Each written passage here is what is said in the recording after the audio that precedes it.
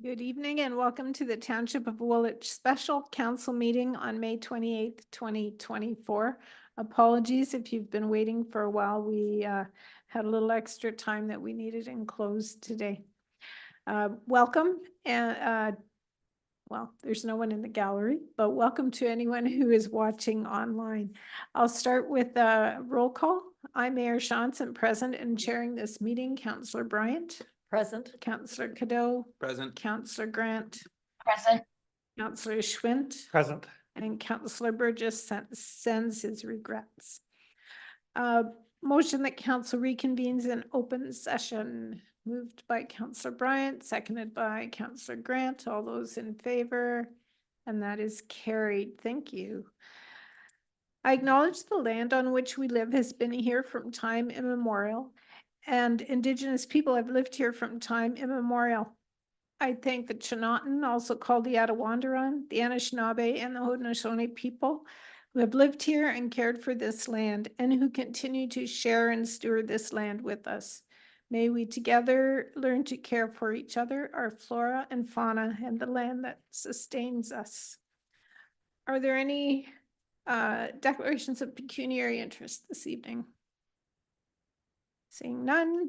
We have one item to come from closed session, and that is that the Council of the Township of Woolwich, considering report C14-2024, respecting St. Jacobs Business Improvement Area Board appointment, appoints Curtis Wagler to the board until the expiration of the term of council that appointed them, or until successors are appointed, as long as they continue to be a qualified member of the board.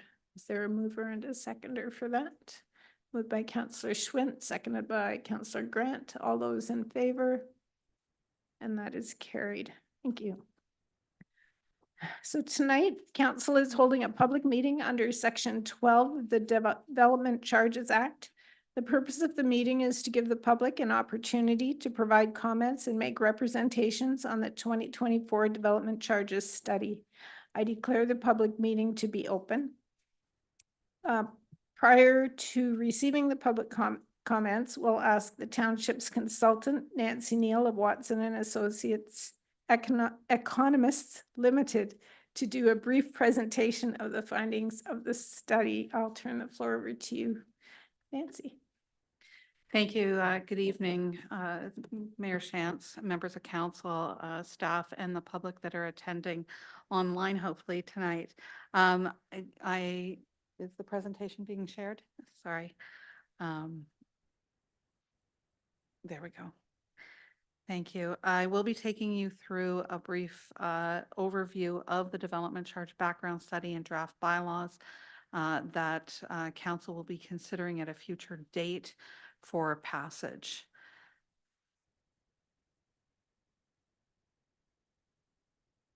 There we go.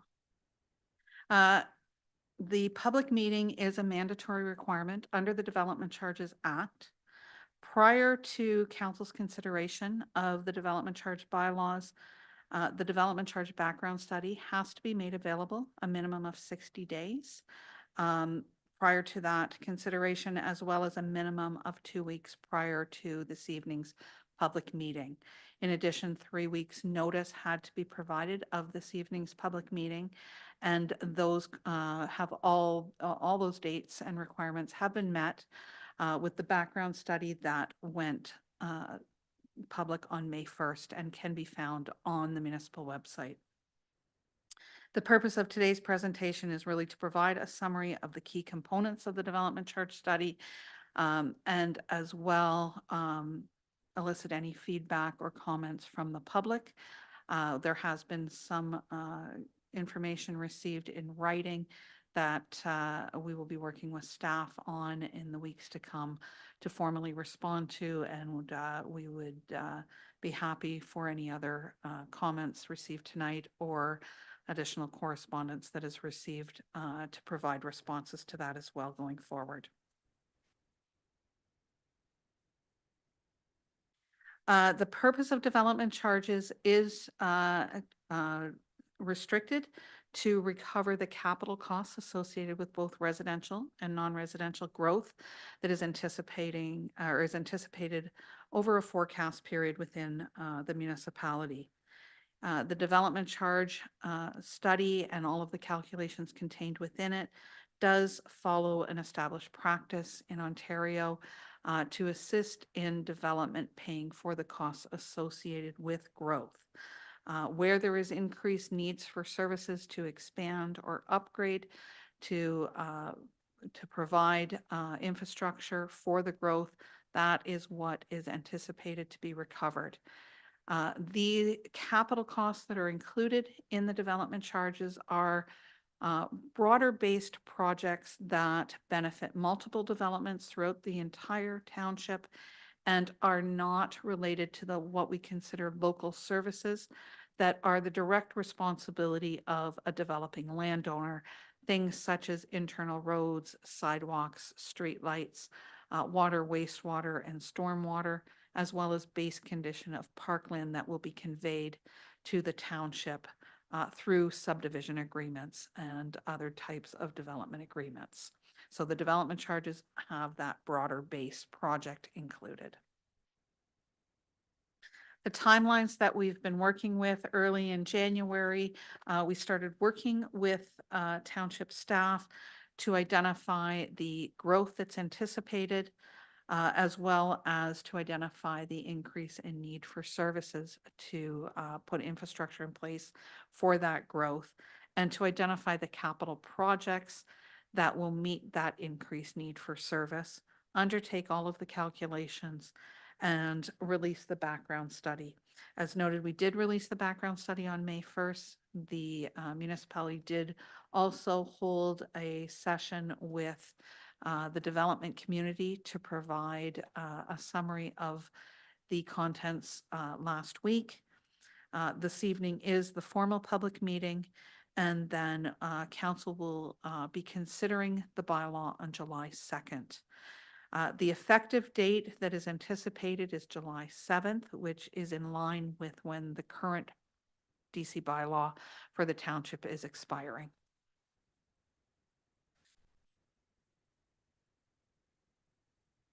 Since the township passed their 2019 bylaw, there has been a number of amendments to the Development Charges Act and Planning Act, all of which have affected the ability for municipalities to impose charges on development and recover those growth-related capital costs. So as much as, we try for growth to pay for the requirements of growth, because of mandatory exemptions, discounts, and phase-ins, the municipality will not be able to recover 100% of their growth-related needs through development charges, and therefore there will be costs related to growth-related projects that will have to be recovered from other sources, whether that's higher levels of government contributions, through grants or subsidies, as well as maybe fundraising efforts and other sources that will be used to fund all of the growth-related needs over the forecast period. It is noted that on April 10th of this year, Bill 185, the Cutting Red Tape to Build More Homes Act, was released, and it is proposing to make further refinements to the Development Charges Act. Some of those refinements include the reinstatement of the costs for growth-related studies to be eligible for inclusion in development charge studies and bylaws.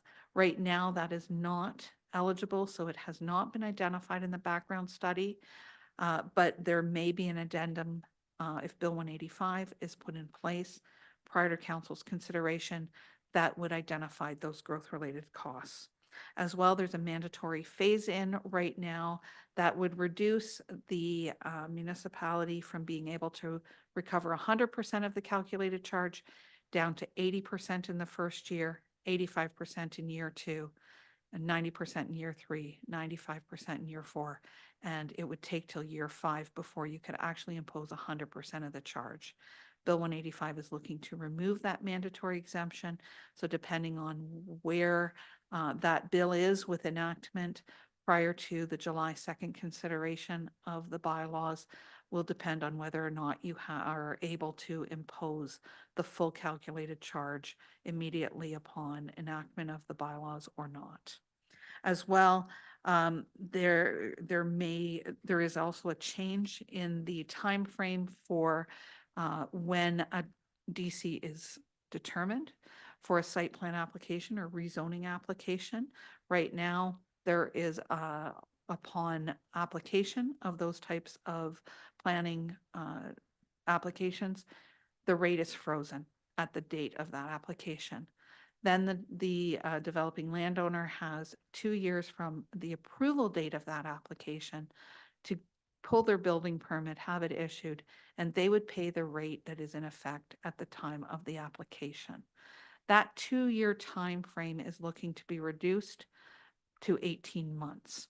And if that Bill 185 is passed, the bylaws are set up that the 18-month reduction time period would automatically be in place.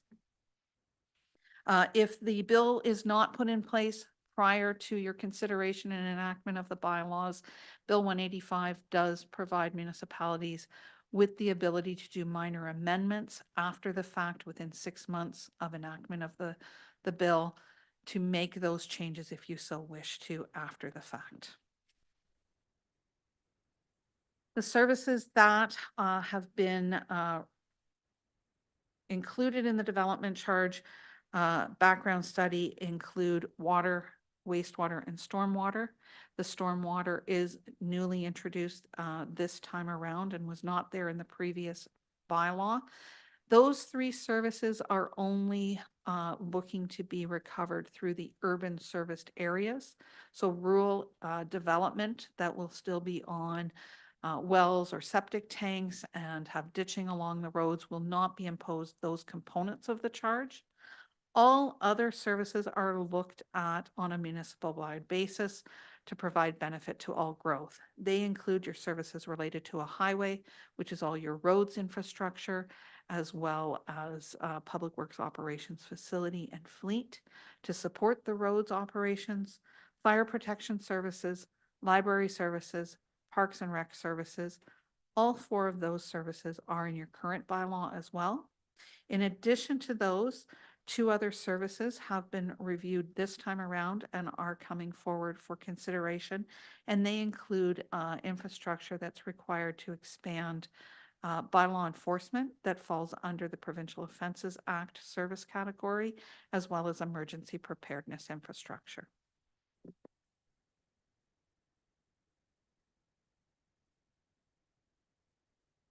The growth forecast that we are looking at for the urban services and the municipal-wide services, we are only looking out over 10 years. For the municipal-wide services, we are projecting a net population increase of 7,933 people. Most of those will be in urban serviced areas where that water, sewer, and stormwater rate will be applicable. And that is just under or just over 7,900 people as well. However, they will be included in a number of different residential unit types. Low density being single and semi-detached homes, medium density being townhouses, row houses, etc., and your high density being apartment units. There's also some institutional residential units, and I have to apologize because the 73 that is shown under the urban column should also be shown under the 10-year municipal-wide column. Those types of units are things such as long-term care homes, retirement homes, hospices, group homes, and the such. They will get a different charge than the apartment rates or any of the other low and medium density development charge rates that are put forth.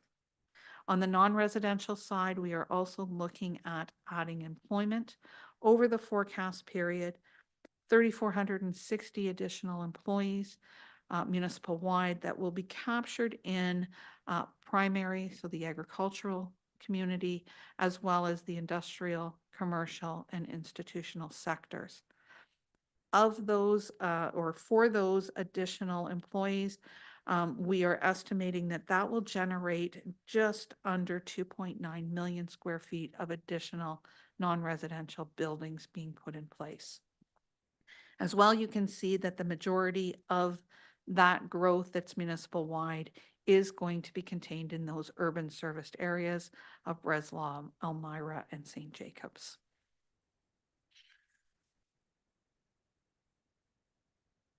The next slide provides what the calculated rates are. I will talk about the urban serviced area because that is where the majority of your growth is anticipated, including those water, wastewater, and stormwater services charges. For those low density or single and semi-detached homes, the calculated rate is, sorry, there's a number missing there. And I apologize for that, but the total urban is, sorry, no, is $27,013. That charge reduces down by the types of units. So multiples being at $20,395. Apartments with 2 bedrooms or more being at $17,269. 1 bedroom or bachelor apartments calculated $11,190. And the special care, special dwelling units for those long-term homes being at $8,698. We do want to note that in the Breslau sanitary servicing area, there is an additional charge that the city of Kitchener imposes based on their development charge. That rate will have to be paid in addition to the township charges, but it has not been recalculated in this background study because it is set by the city of Kitchener. On the non-residential side of things, the total urban area charge is $8.70 per square foot. In that Breslau sanitary servicing area, that charge would raise to $11.22, including Kitchener's charge. As a comparison to where the current rates are right now in that urban serviced area, the current rate being imposed by the township is $16,970 for a single family home. And as noted, that would be increasing to $27,013. And again, in the Breslau sanitary servicing area, the charge currently in place for $21,287 would be calculated at $31,330. On the non-residential side of things, the total, excluding that Breslau sanitary area, it would be going from $5.82 per square foot currently to the $8.70. That is approximately, on a single family home, 47% increase over above the current rate, and on the non-residential side, about 35% of an increase on that charge. Where those charges compare to other municipalities in the region of Waterloo, as well as some of your neighboring municipalities, such as Guelph, Center Wellington, and Guelph Aramosa, we have highlighted a number of different areas here. For the comparison of a single family home, we've shown at the bottom 2 light peach colors where the current rates are for the municipal wide, as well as that Breslau servicing area.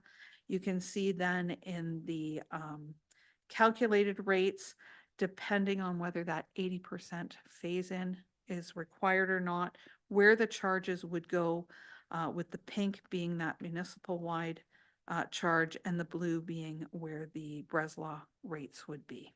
We have included in this survey not just the municipal development charges, but the regional development charges and school board development charges as well, so that a full picture of what would be payable at the time of the building permit issuance is there for comparison purposes.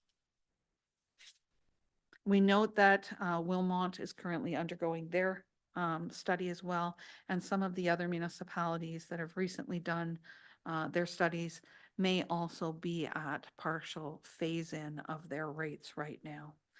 And they may change with the enactment of Bill 185 as well, and be coming back to do amendments to increase some of those charges. On the non-residential side, we have shown two comparisons, one for commercial and one for industrial, because there are some municipalities that discount or fully exempt industrial charges where they don't on the commercial side of things. Again, we've shown the comparison to your calculated rates, your current rates, and then where that 80% phase-in would be if the mandatory phase-in is still in place.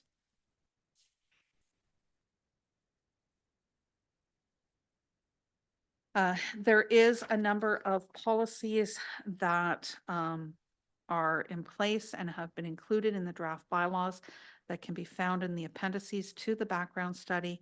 Statutorily, there are quite a few additional exemptions that have to be embraced in this bylaw versus what was in your prior bylaw due to a lot of the changes in the Development Charges Act that have taken place over the last 5 years.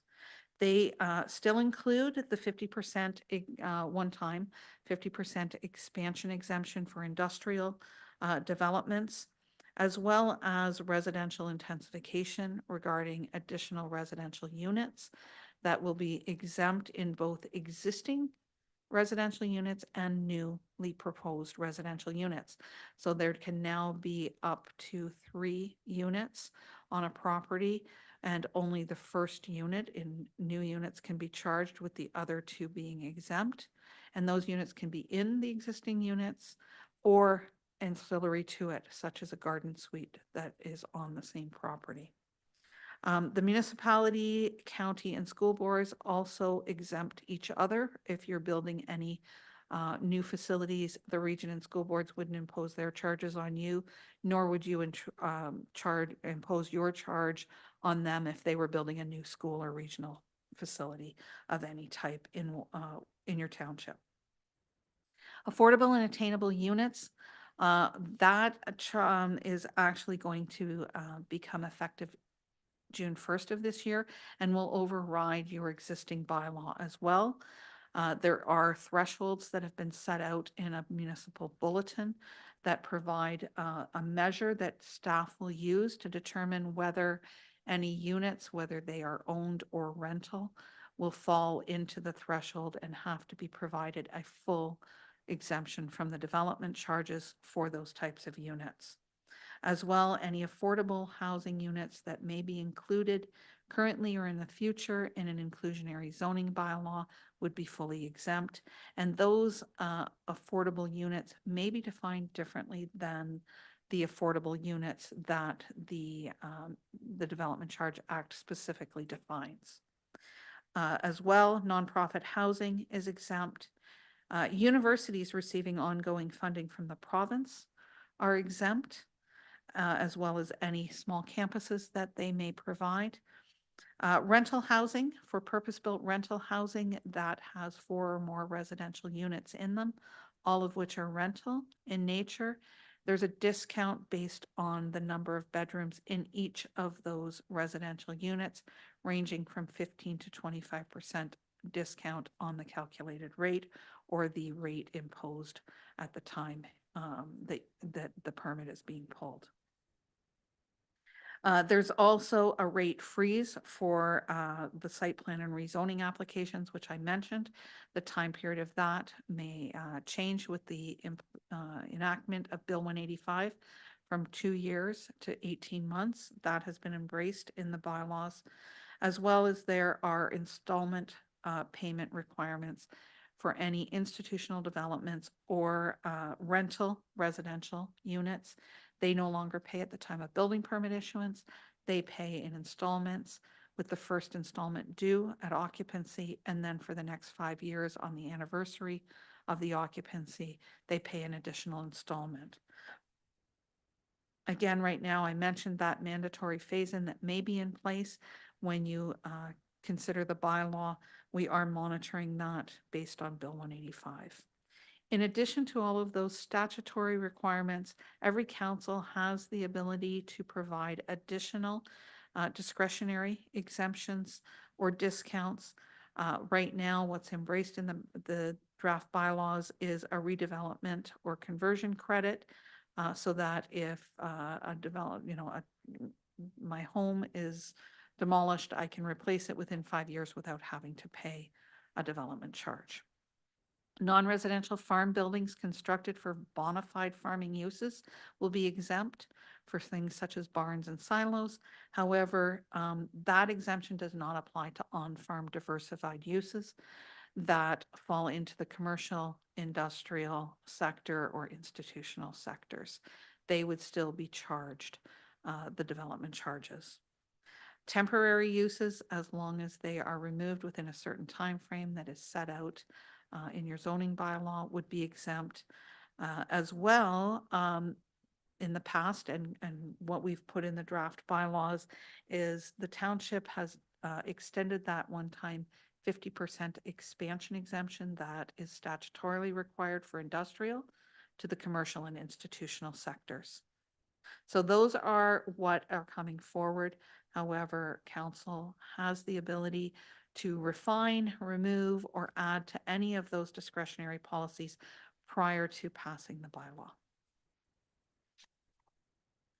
The next steps we have is, again, depending on where Bill 185 is, we may be bringing forward an addendum report to embrace the changes that it allows the municipality to do prior to considering the bylaw or bylaws. Right now, as mentioned, we have included a different bylaw for each service because of the mandatory phase-in. If that is removed, council can consider collapsing back down into one bylaw for all services that you're going to collect for. That will be able to determine by the time you consider your bylaw as well. We have, as I mentioned early on, received some written comments and feedback already, and if any more comes in through this evening's public process, we will formally respond to that prior to July 2nd when you consider the bylaws. Your consideration is planned for the evening of July 2nd at your council meeting, and the effective date is July 7th. Now we do note again that the current bylaw is expiring on July 7th. If you don't have something in place by that date, you won't be able to continue after that date to collect something until you do have a new bylaw in place. That's my presentation, so I'd be happy to answer any questions from council or the public. Questions, council? Councillor Schwint. You mentioned Wilmot's in the process of reviewing their DC charges by law, and some of the other municipalities may be in a phase-in period.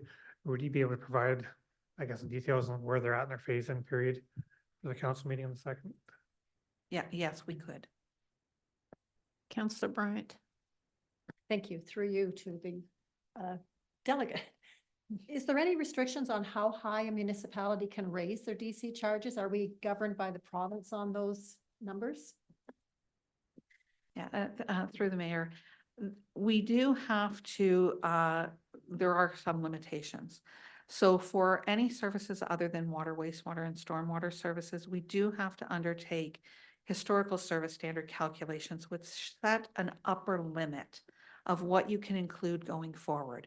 So what the Development Charges Act says is that you cannot charge future growth any more than what you have provided to your existing community on average over the last 15 years.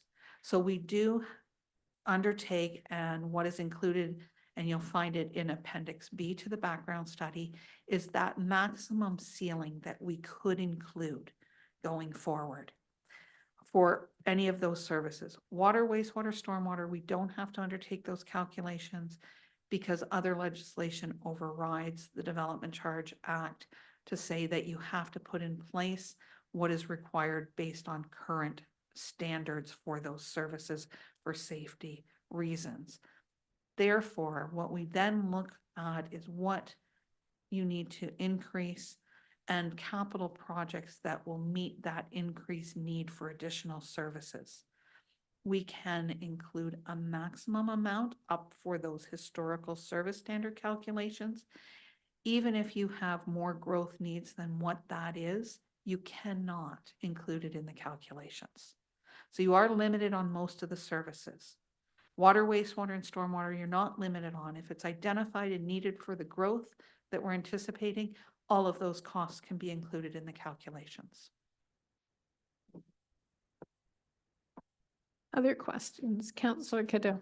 Thanks, Mayor. Through you, excuse me, to the presenter. I'm wondering what mechanisms are in place for monitoring and reviewing of the DC charges? Is it like an annual review?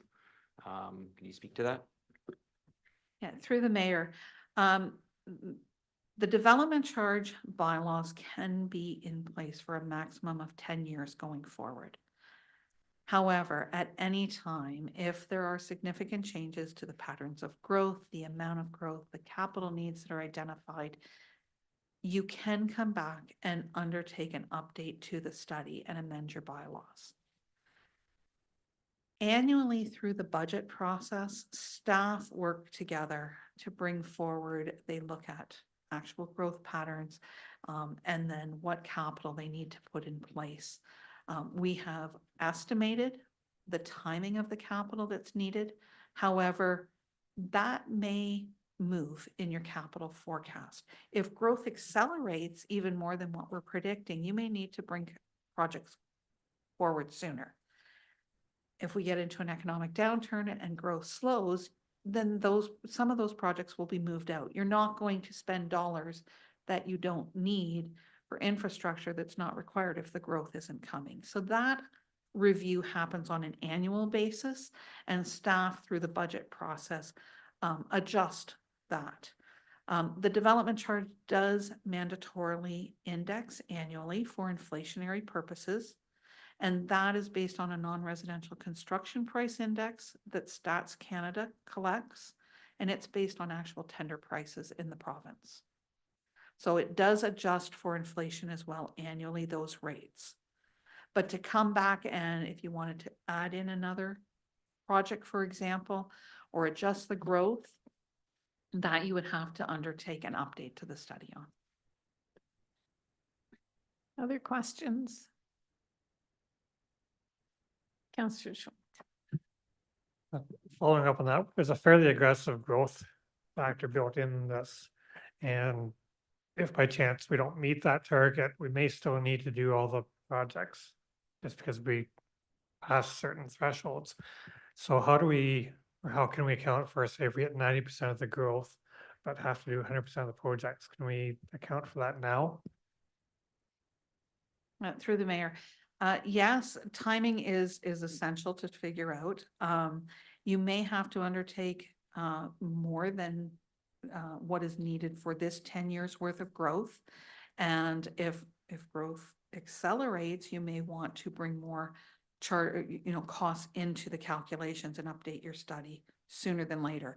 However, if you have to put projects in place before all the growth comes, and that does quite often happen, especially with your water, your wastewater, your roads, your stormwater infrastructure, that really needs to be there before you can pull permits. Quite often that becomes a cash flow issue for the municipality. And if you have to issue debentures related to those growth related costs, the interest or financing costs related to that debenture can also be recovered and paid for through the development charges. So yes, that is something, again, through the budget process that staff will have to monitor and identify where those growth-related debenture or loans are required, and additional financing costs would then work their way into being paid through the development charges as well. Anyone else?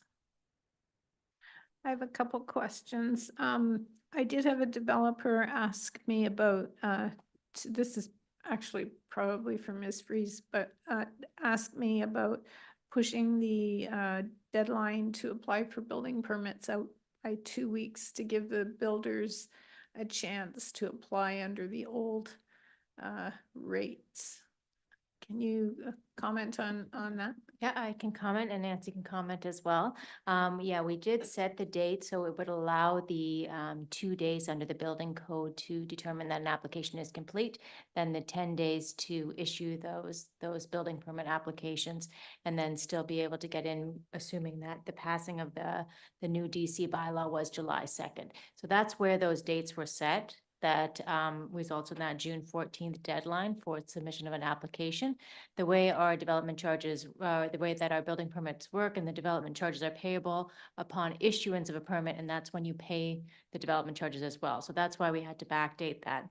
If council chooses, they could add a transitional period into the bylaw with some wording around that. However, the township would have to fund the difference in the DCs payable. So if we gave, and Nancy can probably explain this a lot better than I can, but if we gave that grace period of a 2-week period or whatever, so that as long as they had their applications in by July 2nd, and then not issued for another 10, 15 days after that, then the township would have to fund the difference between the old development charge rate and the new development charge that was in place. Okay, thank you. Anything to add? No, that's correct. I mean, if you do want a transition period put in place, we would have to write that in and update the draft bylaws, as well as provide an additional schedule that has those current rates in it so that it's embraced in those new bylaws, because the bylaw that's currently in place that's expiring will not have any status after July 7th. So any permits in that grace period where the new calculated rate is put in place, any difference in that rate would have to be made up and funded from other sources, such as property taxes or water wastewater rates. Okay, but right now we're not getting that additional DC charge either, right? My other question then is back to the timing, the 2 years or 18 months. What happens after the 18 months?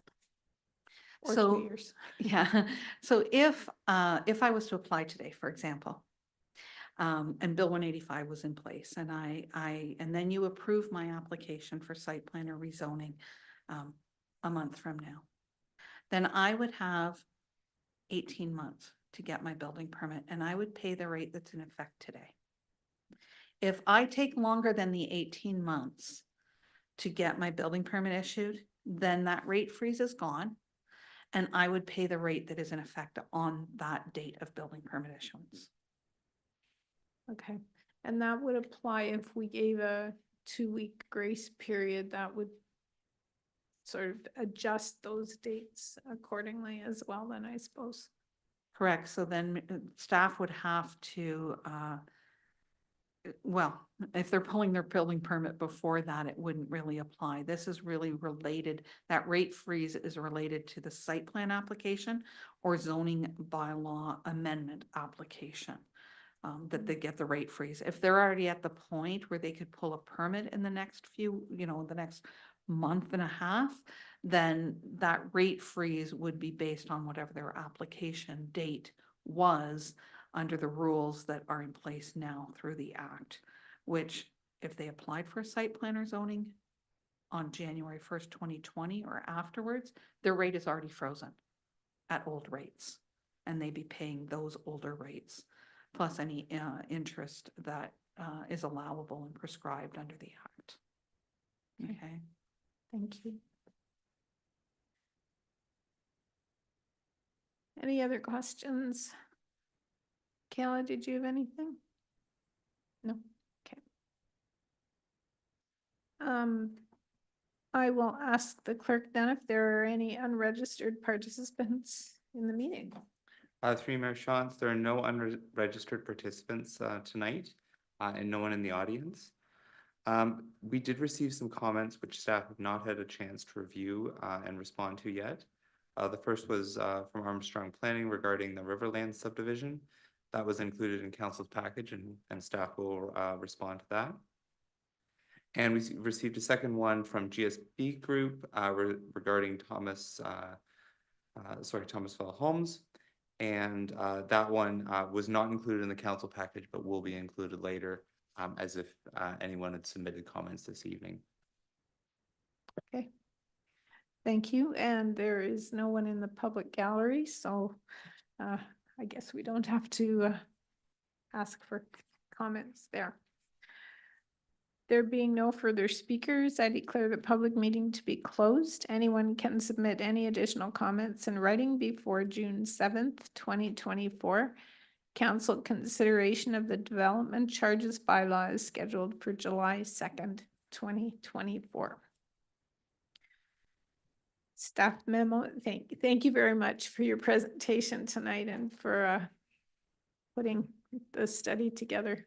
Yeah, thank you, appreciate it.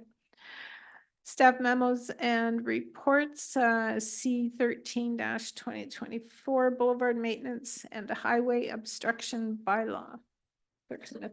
Thank you, Mayor Shantz, through you.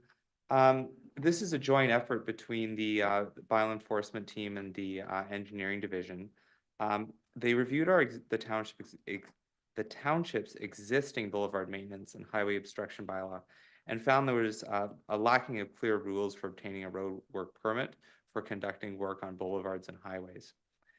What they've done is together drafted new provisions to clearly outline when a road work permit is needed.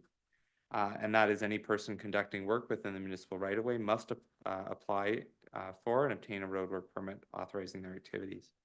The things we're looking for in this bylaw are things like piles of building materials, say overhanging a sidewalk or on the road, which can of course be a safety hazard. The requirement is that work like that being done, the storage of materials, that kind of thing, will require a permit going forward. Other proposed updates to the bylaw include addressing offenses related to sight lines, discharging water, depositing snow on our roads, and restoration of the boulevard if people are working in the area. So we've provided a draft bylaw for council's consideration this evening with some highlighted changes. And if there are any questions, I would be happy to answer them. Councillor Bryant. Thank you. Through you to the clerk. Will this include work trailers, the types that they tow behind their vehicles and they'll park them on the sides of the street and leave them there for sometimes weeks on end? So through you, if through you, Madam Mayor, sorry, if you are leaving a work trailer, working out of it, that kind of thing for weeks on end, I would require a road work permit. If you are parking, say, a work truck or something like that on the road to do work, you're not using the roadway for that, we would just consider that parking, and as long as that's been done legally, then that would be okay. Anyone else? Oh, Councillor Grant, go ahead. Thank you. Through you to Director Smith. I was just wondering the mention of discharging water onto roadways. And I know we have a number of residents that have sump pumps that are running pipes down to the road, and I'm wondering how that would affect them and whether that's been considered in this bylaw. Thank you. Through you again. So that has been considered. What we're looking for in the bylaw enforcement area are specifically areas that can cause a safety concern. So the issues that we've had most often are, say, in the winter, when you're discharging sump pump water onto, say, a sidewalk, and that freezes over, that causes slip and fall hazard. And that's something that we want to prevent with this bylaw. I can, if there's any more, maybe I can ask Director Poupé to comment on that. But I think there's programs that we can help people if they have a concern. But we're mostly looking for the safety hazard of that. Mr. Poupé. And through Mayor Shantz to Councillor Grant, that's correct. We recognize that every situation is a bit unique with respect to some pump water. That is something that we continue to try to move forward with and try to come with some form of programming. We appreciate that in some instances, residents can deal with this themselves. We respect that, and in other instances, they're going to need some support from the municipality in some way, shape, or form to provide a proper outlet. So the intent is exactly what Clerk Smith said, is to prevent some of those health and safety issues. We did a canvassing program a couple of years back, notifying people of those, and as we become aware, we will continue to notify those people that they have work to do. And of course, if we're in the area doing larger reconstruction projects, that does afford us an ability to try to rectify that. Case in point would be George and High Street right now, where everybody will be getting a stormwater outlet. So there is instances through larger projects where we can help out. But I think ultimately the township does want to explore the idea of having some form of a policy that is funded to some degree with some help for those residents, that it's not that easy to simply redirect the sump pump water. Councillor Cadeau. I'll just move the recommendation. Okay, is there a seconder? Councillor Bryant. Any further discussion? All those in favor? That's carried. Thank you. Motion that the bylaws in the hands of the clerk be read a first, second, third time and finally passed, and that they be numbered as bylaw number 34-2024 to 35-2024, and that they be signed by the mayor and clerk and sealed with the corporate seal. And that just basically covers what we did this evening. Moved by Councillor Cadeau, seconded by Councillor Grant. All those in favor? And that's carried. Thank you. And that brings us to the end of our agenda. Motion to adjourn to meet again in regular session on June 18th, 2024. Moved by Councillor Cadeau, seconded by Councillor Schwint. All those in favor? And that is carried.